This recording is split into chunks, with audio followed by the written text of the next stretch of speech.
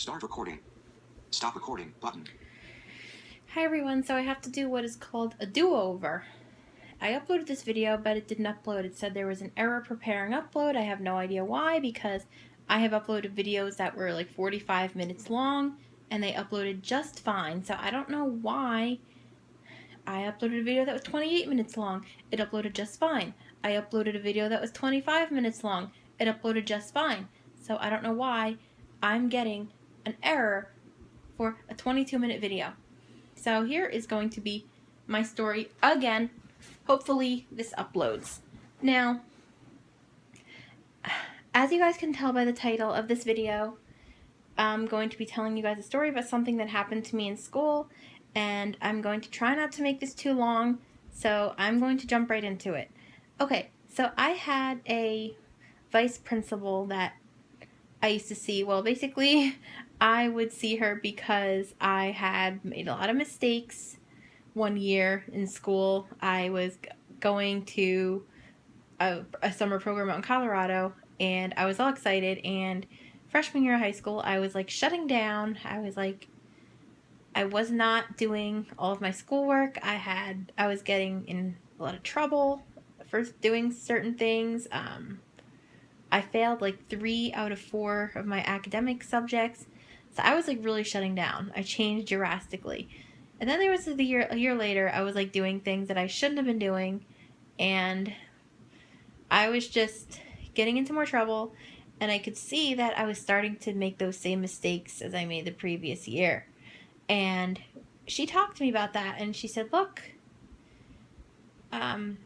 you really don't want to make the same mistakes you made last year.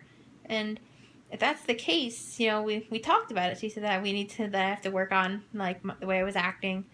But instead of like turning it into like a disciplinary thing, she decided to turn it into something positive. So she talked to me, and then we used to have weekly meetings. So we would meet in her office once a week. If she could, if she was able to, we would meet once a week. And we would talk. So, yeah. So when I tell you guys the story, you'll understand. So basically, she was the one, she would recommend to me during our weekly meetings that I join some clubs to try to get involved. And I decided I would give it a try. Like, oh yeah, why not? I'll give it a go. So I did the French club and the debate club. Now I had a friend that I went to high school with, and we were really close friends, and we were also close friends outside of school. We used to go to the mall together. We used to sit on the bus together. I used to invite her to some of my birthday celebrations, because she lived like right in like the next development from me. She lived in like my neighborhood, I guess you could say. So her name is Megan. So yeah, I will say her name because I know some people don't, and I don't know why, but yeah. Because I highly doubt she's gonna find this video. Like, I don't know if she uses YouTube. But anyway, so Megan was, like, she and I were really close at one point. Now we kind of we drifted apart, which is a shame. But anyway, she and I would, because she joined a lot of the same clubs that I stayed after for, so there was a time when I had a French club meeting and she couldn't stay after. So I had asked her, I asked her if she was going, and she said no. And she couldn't go because she had to stay after for math. So I wasn't going to go because we usually walk to the late bus together. And I didn't like to go by myself to the late bus if there was nobody to walk with me. So I wasn't going to go, and I decided, what, I'll go without her. I'll try going without Megan, and we'll see how it goes. So I did. And when I went to these clubs, I was usually just sitting at a desk by myself doing nothing. So there's really no point me even going to clubs, but I did it. I mean, I wasn't being forced to. I knew that. I just said I just wanted to. So yeah. So anyway,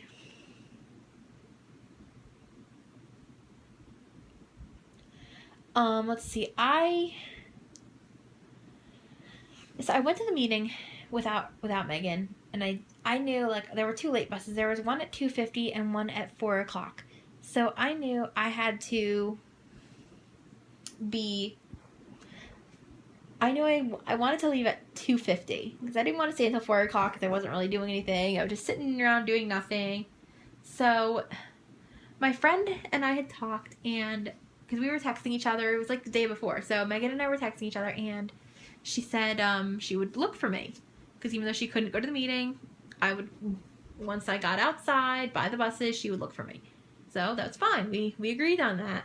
So I went to the meeting. It was a French club meeting. This actually happened December 18th of 2008. I was a junior in high school. I was 16. So I went to the meeting, and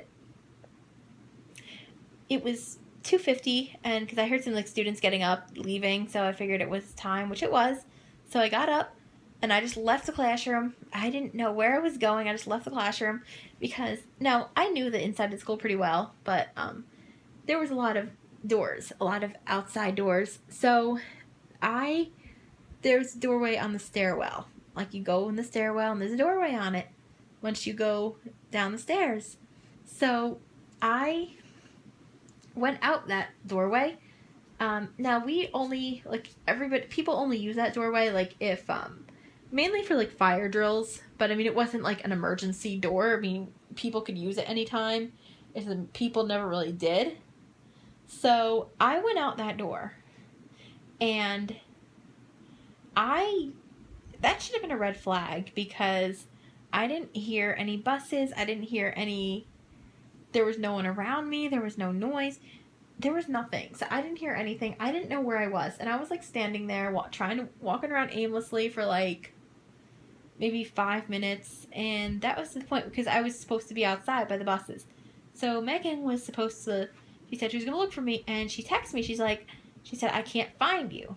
Where are you? And I said, I don't know. And she had said, do you hear anything? And I said, no, I don't hear any buses. I don't hear anybody. So I put the phone in my pocket, and I guess like she got on the bus, and she told the security guard that she couldn't find me. So she was trying to call me, and she was leaving me a message. She was freaking out. She was really worried, and she's like, I can't get off the bus. I don't know what to do. I don't know where you are. I can't find you anywhere. And then she texted me pretty much saying the same thing. And I was like, I ignored her calls and texts because I was like at this point trying to like figure out where I was, how I was going to get to where I needed to be. So I just didn't answer. But what wound up happening was security guard told her to just stay on the bus when she told him that she couldn't find me. And then she told the bus driver that she couldn't find me, and she basically just looked in the same places where Megan looked. So, and Megan told her, she's like, no, I already looked there. And then the bus driver just left, didn't like wait or call the school and ask for them to have me paged. So she just left. And basically, so yeah, that's what wound up happening. So my friend was like freaking out because, yeah, no, definitely was not handled properly at all. I mean, the bus driver should not have done that. So anyway, what happened was with me, so I was still like lost walking around when my friend was like, trying to call me, text me. And then I was like standing there, and then all of a sudden a car pulls up and the window opens, and it's my case manager. And she was actually, now this is where the title is going to tie in. She was actually at the right place at the right time because she was just driving home for the day. She was driving home, and she saw me standing there. She was like thinking, well, what the hell is going on? What is she doing over here? And she basically, when she saw me, I told her I was looking for the late buses, and she said, get in the car. So I get in the car. And because where I was standing, to give you guys an idea, there was like really nowhere to park. It was basically like I was standing like near the road. So it was like, I mean, there was sidewalk, but like it was like near the road where I was. So there was nowhere to park. It was just not a safe spot. And she basically had to make an illegal U-turn to get me in the car because she could not park the car. She could not get out and walk me anywhere. She did not have a choice. She had to just tell me to get into the car. So basically, like, if another teacher had found me standing there, they probably wouldn't have known what to do because they probably would not have put me in the car. So, like, they probably just wouldn't have known what to do.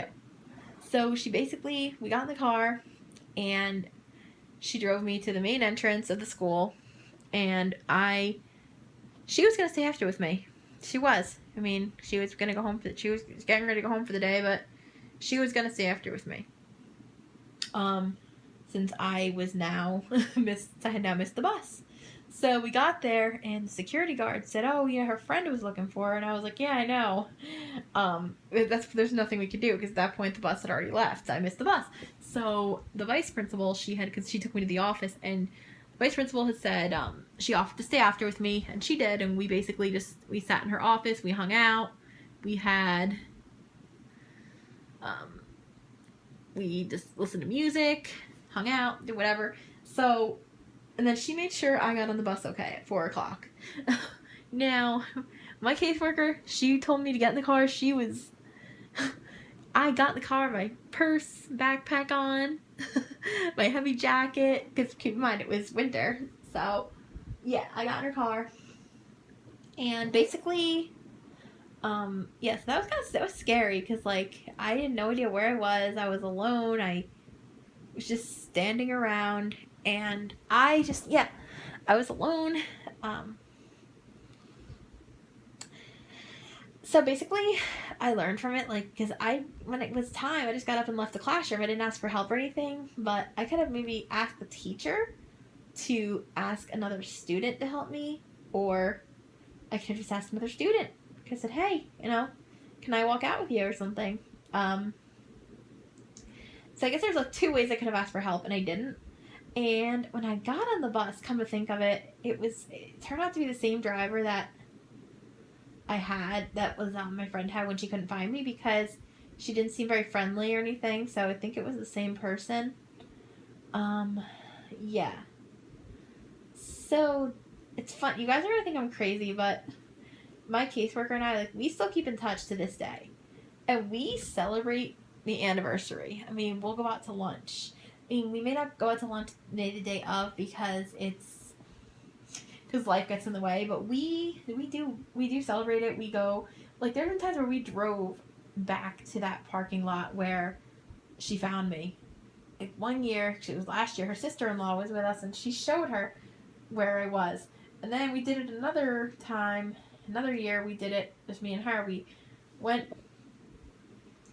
back to the parking lot where I was lost. So I was, like, basically standing on the road. Well, not on the road literally, but, like, there was really nowhere to walk. It was just not a safe spot for me to be standing. So that's the start. Nothing happens by chance. I mean, she was ready to go home for the day. I needed help. She was there. So, yeah.